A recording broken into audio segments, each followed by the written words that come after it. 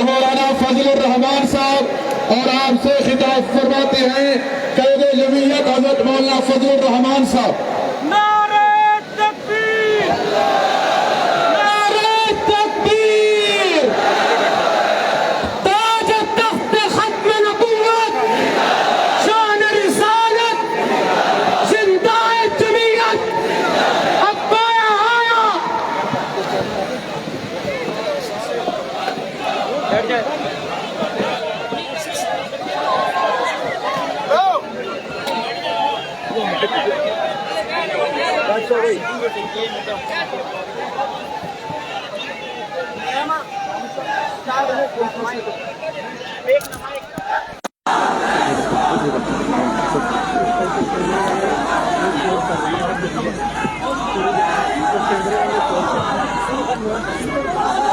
الحمد لله نحمده ونستعينه ونستغفره ونؤمن به ونتوكل عليه ونعوذ بالله من شرور أنفسنا ومن سيئات أعمالنا من يهده الله فلا مضل له ومن يضلله فلا هادي له ونشهد أن لا إله إلا الله وحده لا شريك له ونشهد أن سيدنا محمدا عبده ورسوله أرسله بالحق بشيرا ونذيرا وداعيا إلى الله بإذنه وسراجا منيرا صلى الله تعالى على خير خلقه محمد وعلى آله وصحبه وبارك وسلم تسليما كثيرا كثيرا أما بعد فأعوذ بالله من الشيطان الرجيم بسم الله الرحمن الرحيم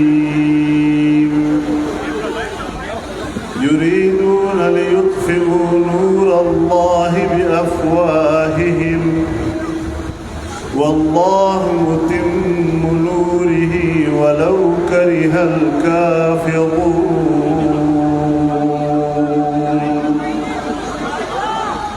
هو الذي أرسل رسوله بالهدى ودين الحق ليظهره على الدين كله ولو كره المشركون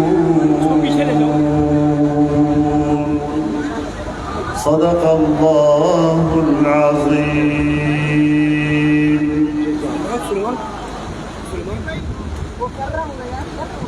جناب صدر محترم اکابر علماء امت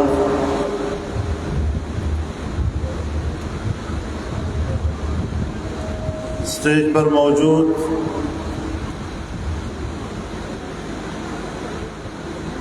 مختلف شعبہ زندگی سے وابستہ معززین، راولپنڈی کے تاجر برادری کے اس اجتماع کے منتظمین، برادران ملت، میرے بزرگوں اور دوستوں،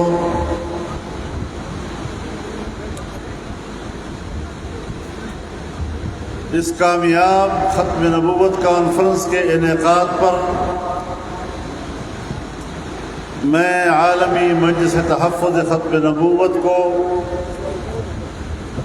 دل کی گہرائیوں سے مبارکباد پیش کرتا ہوں، اور جن حضرات نے جس سطح پر بقدر استطاعت اس کانفرنس کی کامیابی میں حصہ دار ہوئے، ان کا شکر گزار بھی ہوں اور دعا گو بھی کہ اللہ تعالی ان کے ان مساعی کو قبول فرمائے اور دنیا و آخرت میں ان کی کامیابی کا سبب اور ذریعہ بنائے۔ میرے محترم دوستو، اس میں کوئی شک نہیں ہے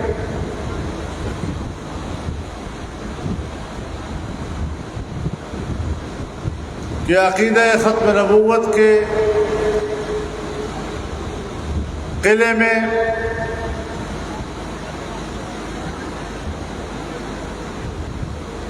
شگاف ڈالنے والے لوگ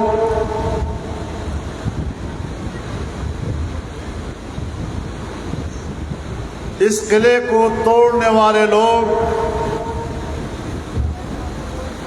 آج بھی دنیا میں مصروف ہیں۔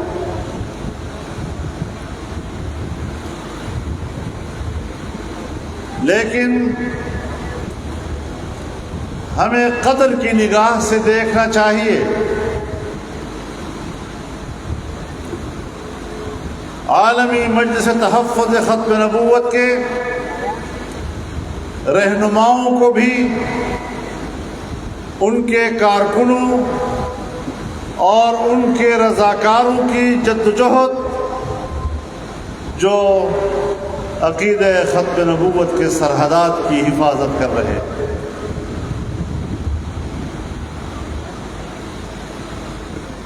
ہمارے اکابرین کی قربانیاں ہیں۔ اور آج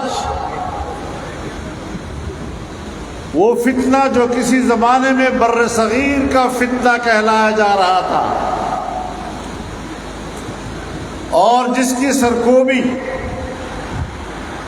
سن 1974 میں پاکستان کی سرزمین پر کی گئی، آج وہ فتنہ پوری دنیا میں پھیل رہا۔ جس طرح کل انگریز بر صغیر میں ان کے پشت پہ تھا، آج پوری مغربی دنیا ان کے پشت پر۔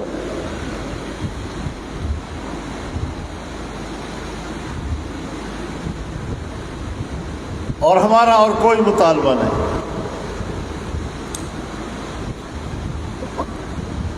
دنیا کے سامنے جمہوریت اور پارلیمنٹ ایک بہت بڑی دلیل ہے۔ سو پاکستان میں پاکستان کی پارلیمنٹ نے آئین میں جو متفقہ ترمیم منظور کی ہے، دنیا پارلیمنٹ کی ترمیم کو احترام کیوں نہیں دے رہی؟ یہ ہمارا ان سے سوال ہے۔ یا جمہوریت کی باتیں مت کرو، یا عوام اور پارلیمنٹ کی باتیں مت کرو، جھوٹ مت بولو، انسانیت کو دھوکہ مت دو۔ اور اگر تم واقعی عوام، جمہوریت اور پارلیمنٹ کی بات کرتے ہو تو پاکستان میں یہ عوام کی تحریک کے نتیجے میں پارلیمنٹ کا فیصلہ ہے، اور پارلیمنٹ کا متفقہ فیصلہ عالمی برادری کو تسلیم کر لینا چاہیے۔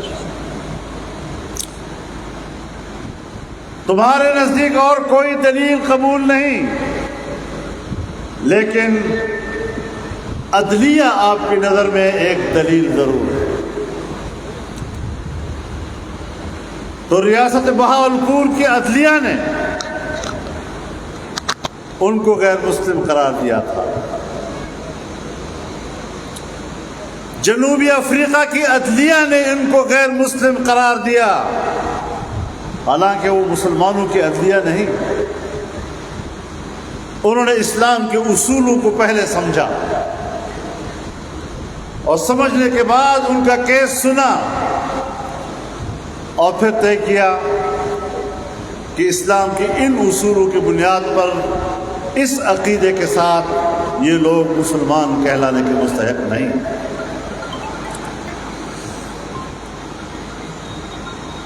تمہیں نہ پارلیمنٹ کا فیصلہ قبول ہے، تمہیں نہ عدالت کا فیصلہ قبول ہے، تم کس بات پر انصاف کے علمبردار ہو؟ تم کس بات پر جمہوریت کے علمبردار ہو؟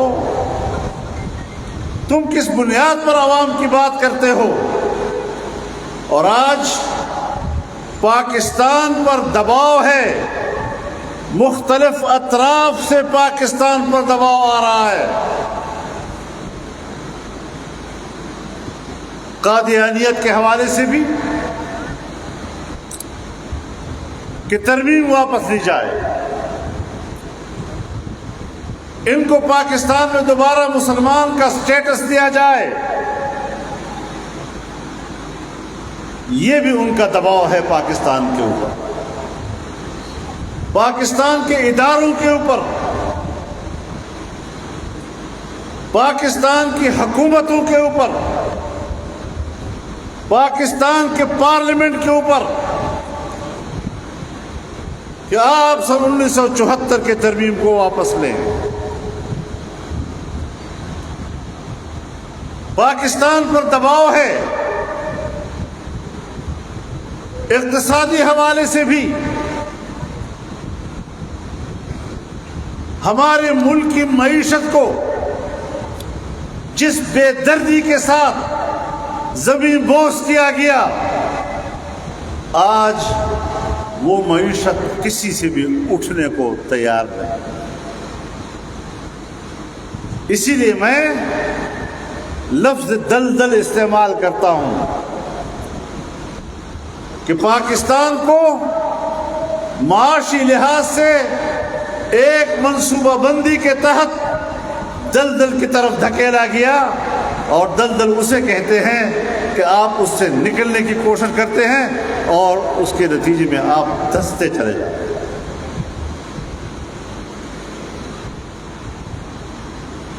تم نے پاکستانی معیشت کا کچومر نکالا۔ ہم تو روزمرہ کی بنیاد پر بات کر رہے ہیں، آج جو حکومت ہمیں نظر آتی ہے ہم اسی کے اوپر الزام لگاتے ہیں، یہ نہیں دیکھتے کہ ملک کی معیشت کو بیمار کس نے کیا، ملک کی معیشت کی روح کس نے نکالی، ملک کی معیشت کو کفن کس نے پہنایا، ملک کی معیشت کو دفن کس نے کیا۔ قوم کے اندر اب اس شعور کو بیدار ہو جانا چاہیے۔ اتنا آسان نہیں ہے اس مشکل سے نکلنا۔ آج اسٹیٹ بینک وہ پاکستان کے وزیر اعظم کو جواب دہ نہیں ہے۔ آج اسٹیٹ بینک پاکستان کی کابینہ کو جواب دہ نہیں ہے۔ آج پاکستان کا اسٹیٹ بینک پارلیمنٹ کو جواب دہ نہیں ہے، پارلیمنٹ کی کسی کمیٹی کو جواب دہ نہیں ہے۔ اس ملک پہ ایسے فیصلے کیے گئے کہ آپ کے ملک کا سب سے بڑا ریاستی بینک اسے براہ راست آئی ایم ایف کے حوالے کر دیا گیا، اور آج وہ آئی ایم ایف کو جواب دہ ہے، آپ کو نہیں۔ آپ کی قیمتوں کے اتار چڑھاؤ کا اختیار آج آپ کی حکومت کے پاس نہیں رہا، آئی ایم ایف فیصلہ کرتا ہے۔ ٹیکس لگاؤ، نہیں لگاتے تو تمہارے اوپر امداد بند۔ اس نے کلید اپنے ہاتھ میں لی ہوئی ہے، اگر وہ پابندی لگا دے، نہ چین آپ کو پیسے دے سکتا ہے، نہ سعودی عرب آپ کو پیسے دے سکتا ہے، نہ امارات آپ کو پیسے دے سکتا ہے، دنیا کا کوئی دوست ملک آپ کی مدد کو تیار نہیں ہے۔ آپ نے ان کی مرضی کے مطابق قیمتیں بھی چڑھانی ہوتی ہیں۔ آپ نے ان کی مرضی کے مطابق ٹیکس بھی لگانے ہوتے ہیں، آپ نے ان کی مرضی کے مطابق بجٹ تیار کرنا ہوتا ہے اور ان کی مرضی کا بجٹ پارلیمنٹ سے پاس کرانا ہوتا ہے۔ کہاں ہے آپ کی آزادی؟ براہ راست برطانیہ موجود نہیں، لیکن امریکہ کی قیادت میں عالمی اداروں کے شکنجے میں آپ کس چکے، ان سے بھی نکلنا ہے یا نہیں نکلنا؟ اور میں آپ کو آج واضح الفاظ میں کہنا چاہتا ہوں، آپ ہماری قدر کریں یا نہ کریں، ہمارے بارے میں 100 باتیں آپ کریں، ہمیں آپ کسی کھاتے میں نہ ڈالیں، لیکن جن سے آپ امید لگائے بیٹھے ہیں، جس سے بھی آپ امید لگائے بیٹھے ہیں، وہ آپ کو اس غلامی سے آزادی دلانے کی صلاحیت سے محروم ہو چکے۔ کچھ تھوڑا سا معاملہ سمجھنا ہو۔ پاکستان کی سیاست میں تبدیلی لانی ہوگی۔ کیا آپ نہیں دیکھ رہے جنرل مشرف صاحب کے زمانے سے کہ پاکستان کی مذہبی شناخت ختم ہو چکی؟ پاکستان جو ایک مذہبی شناخت رکھتا تھا اور بین الاقوامی اصطلاح میں ایک دائیں بازو کا ملک تصور کیا جاتا تھا، اس کی مذہبی شناخت ختم کر دی گئی۔ آج وہ ایک سیکولر اسٹیٹ کے طور پر نظر آ رہا ہے۔ کہاں گیا آپ کا آئین؟ پاکستان کا آئین کہتا ہے کہ حاکمیت اعلیٰ صرف اللہ رب العالمین کی ہوگی۔ پاکستان کا آئین کہتا ہے کہ اسلام پاکستان کا مملکتی مذہب ہوگا۔ پاکستان کا آئین کہتا ہے کہ قانون سازی قرآن و سنت کے مطابق ہوگی۔ پاکستان کا آئین کہتا ہے کہ قرآن و سنت کے منافی کوئی قانون سازی نہیں ہوگی۔ اسلامی نظریاتی کونسل اپنی سفارشات مکمل کر چکا ہے، آج تک اس پر قانون سازی نہیں ہو رہی۔ کوئی ہے پوچھنے والا؟ کون پوچھے گا؟ میں آج اس عظیم الشان اور فقید المثال اجتماع کو جھنجھوڑنا چاہتا ہوں، اس کے فکر کو جھنجھوڑنا چاہتا ہوں، آپ کے دلوں کو جھنجھوڑنا چاہتا ہوں، آپ کے احساسات کو جھنجھوڑنا چاہتا ہوں، آپ کے شعور کو جھنجھوڑنا چاہتا ہوں کہ کس سے امید لگائے بیٹھے ہو، کہاں کھڑے ہیں آپ من حیث القوم۔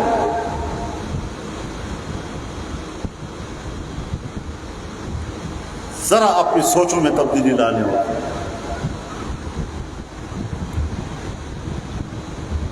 آج آپ پر دباؤ ہے، صرف پاکستان پر دباؤ ہے، ہر طرف سے دباؤ ہے، امریکہ سے مغربی دنیا تک اور اس سے آگے کچھ اسلامی دنیا تک بھی یہ دباؤ ہمارے اوپر آ رہا ہے کہ پاکستان اسرائیل کو تسلیم کرے۔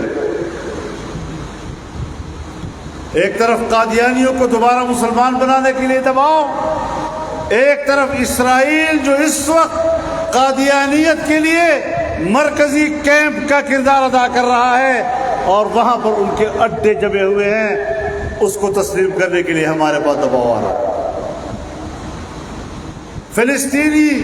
فلسطینی مسلمان، فلسطینی بچے، بلکتے بچے بے گھر در بدر، کشمیری در بدر، اس کی کوئی پرواہ نہیں، لیکن عالمی قوتوں کا ایجنڈا پورا ہونا چاہیے۔ انسانوں کی لاشوں پر اپنا ایجنڈا پورا کرنا چاہتے ہیں۔ مسلمانوں کی تڑپتی ہوئی لاشوں کے اوپر وہ اسرائیل کو تسلیم کرانا چاہتے ہیں، قادیانیوں کو دوبارہ مسلمان ڈکلیئر کرنے کا دباؤ ہمارے اوپر ڈالنا چاہتے ہیں۔ کوئی احساس نہیں ہے ان کو قوموں کے مقام، قوموں کی قدر و منزلت اور قوموں کے حقوق کا کوئی احساس ان کو نہیں۔ جھوٹ بولتے ہیں جو انسانی حقوق کی بات کر رہے ہیں۔ ہم کسی کے انسانی حق کے خلاف نہیں، ہم خود پاکستان کا حق مانگ رہے ہیں کہ پاکستان کے آئین کو تسلیم کیا جائے۔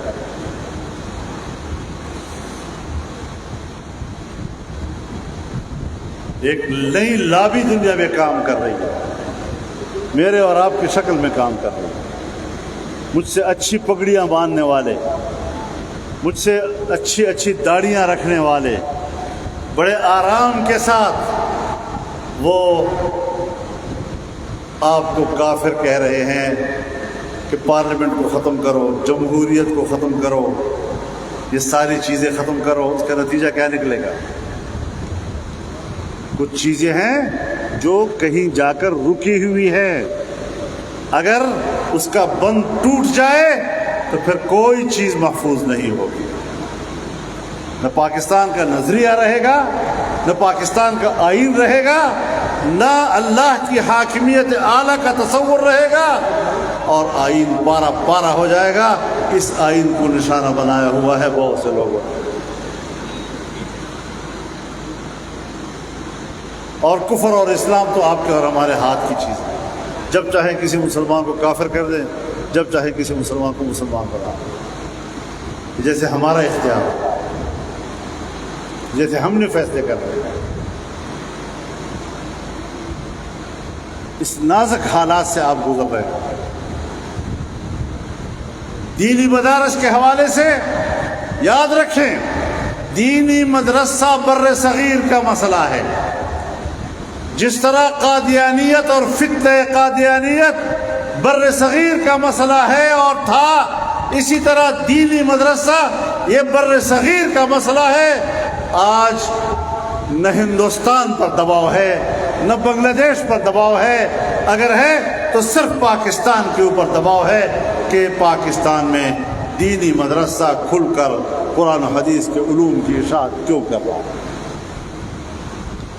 کبھی دہشت گردی کو ہمارے ساتھ وابستہ کرتے ہیں، کبھی شدت پسندی کو ہمارے ساتھ وابستہ کرتے ہیں، اور ہمارے اپنے ملک کے ادارے، ہمارے نام نہاد دانشور،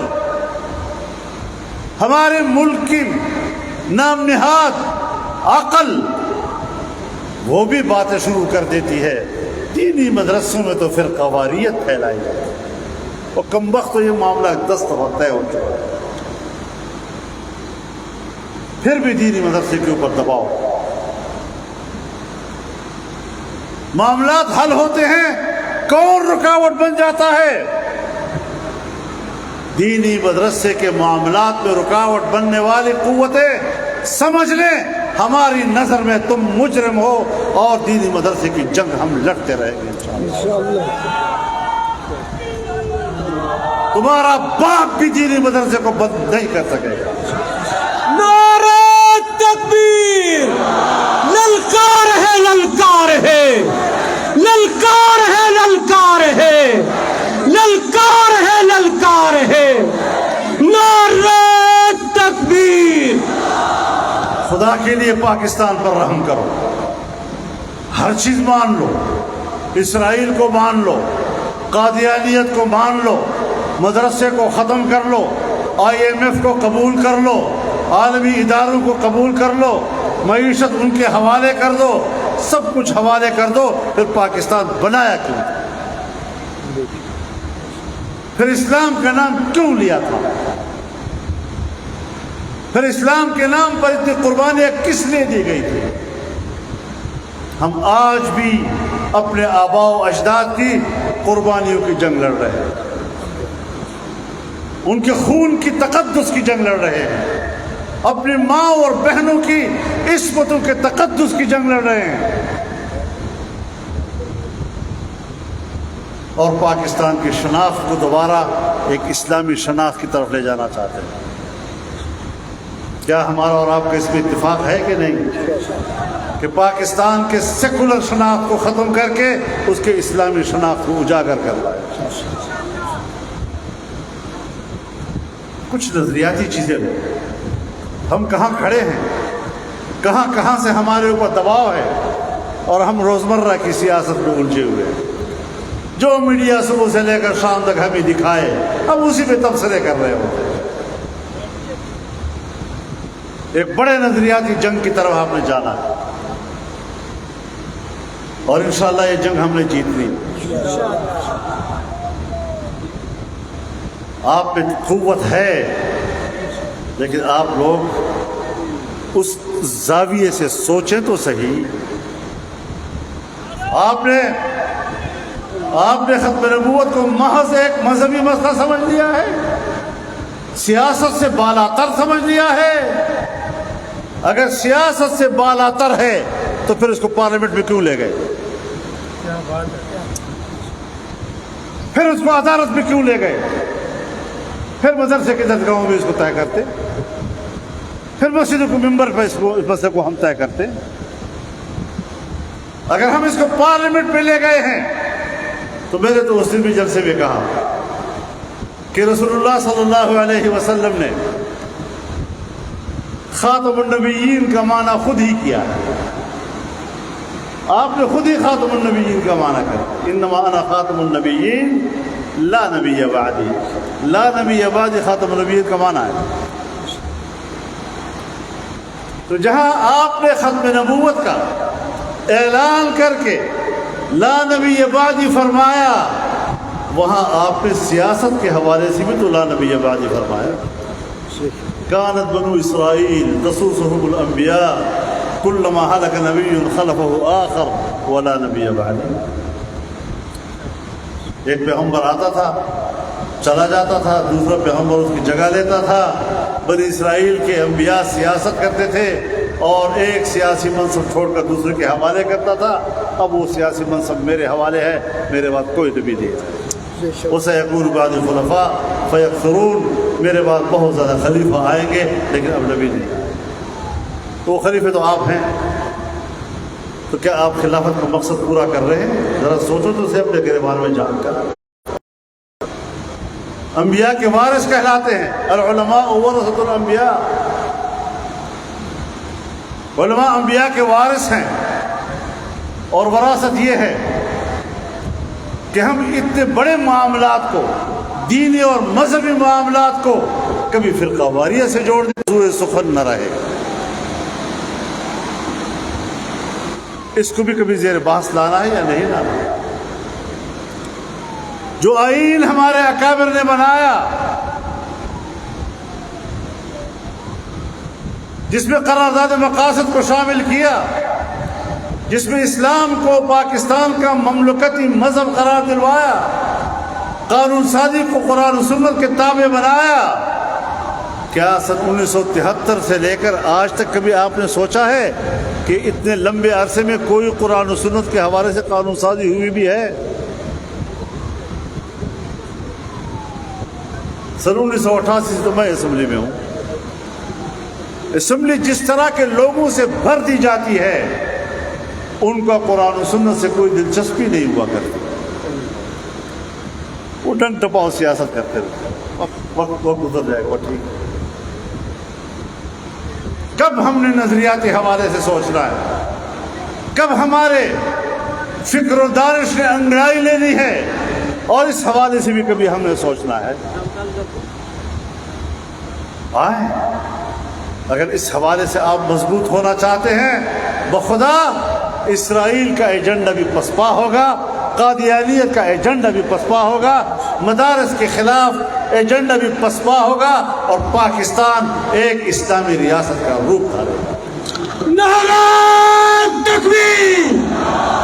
للکار ہے، للکار ہے، للکار ہے، للکار ہے! قائد ملت اسلامیہ مولانا فضل الرحمان!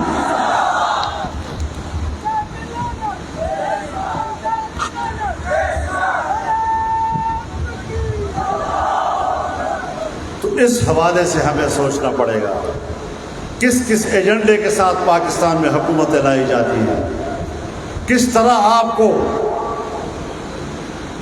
ان کے نمائندے آپ پر حکومت کرتے ہیں، اور کس خوبصورتی سے آپ کو ماما بنا لیتے ہیں، ذرا سوچ بھی لیا کرے کبھی کبھی. معافی چاہتا ہوں آپ سے. اپنے برائی کی پہچان ختم ہو گئی. اچھے بڑے دینی لوگ، علماء کے لوگ اپنی مجلس میں علماء کی غیبت کرتے ہیں اور فاسق اور فاجر کو سپورٹ کرتے ہیں. کبھی سوچا ہے آپ نے ہم کیا کر کہہ رہے ہیں؟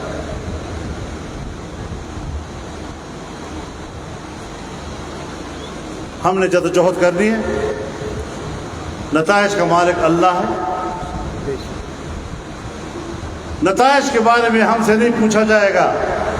نتائج کے بارے میں آپ لوگ پوچھتے ہیں، خدا نہیں پوچھتا. وہ یہ پوچھتا ہے کہ تم نے مقصد کے لیے کام کیا بھی یا نہیں کیا، جدوجہد کی یا نہیں کی، توانائی صرف کی یا نہیں کی.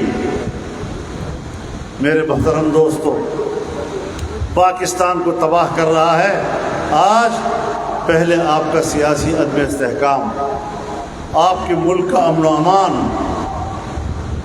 ہماری لاشیں گر رہی ہیں، علماء کی لاشیں گر رہی ہیں. ہم تو وہ لوگ ہیں کہ جس پاکستانی کا خون بہتا ہے ہم ہر پاکستانی کے خون پر روئے ہیں. خدا کرے کہ ان قوتوں کو یہ توفیق ہو کہ جب ہمارا خون گرے تو اس پر بھی ان کو رونے کی توفیق ہو.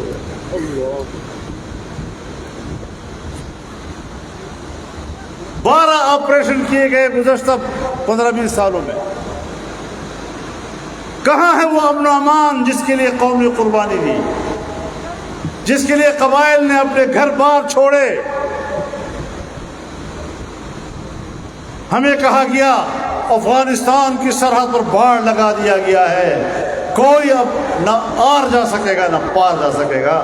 تو 50,000 میرے لوگ ادھر کیسے گئے اور 50,000 ان کے لوگ اب میرے ہاں کیسے آ گئے؟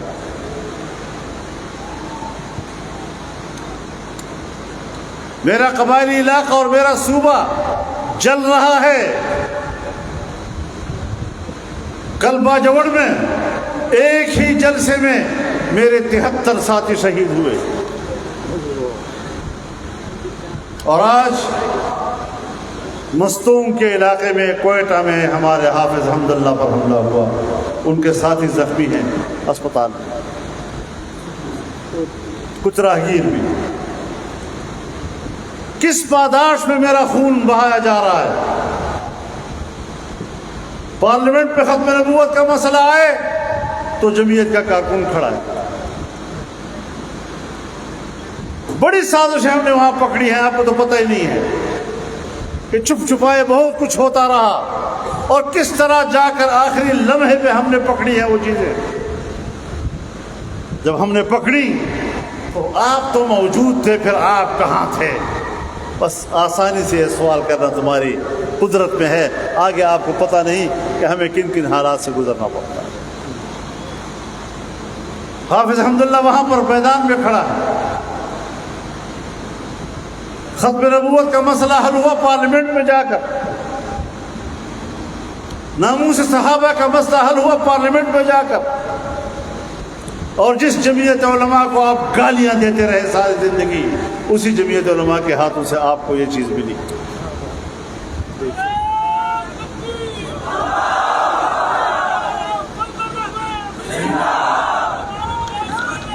قائد تیری جرت کو، قائد تیری جرت کو سلام ہے، سلام ہے. کوئی فرقہ وارانہ جنگ ہم نے نہیں لڑی، کوئی کسی کو کافر اور ان کا خون جائز نہیں کیا. دلیل کی بنیاد پر ادارے کے اندر وقت آ گیا، اور کیا ہے قانون میں تو کوئی مسئلہ نہیں ہے، سزا میں اضافہ ہوا ہے. تو اگر ایک جنرل کی توہین پر سزا میں اضافے کا قانون پاس ہو سکتا ہے تو صحابہ کرام اور اہل بیت اطہار کی عزت و ناموس پر سزا میں اضافہ کیوں نہیں ہو سکتا؟ تو میرے محترم دوستو، یہ جنگ ہم نے آگے بھی جا کر لڑنی ہے، اور انشاءاللہ العزیز ہم سیاسی محاذ پہ ہیں، ہم کام کرتے رہیں گے. اور آپ کو بھی اپنا زاویہ ٹھیک کر لینا چاہیے، اپنا رخ صحیح کر لینا چاہیے.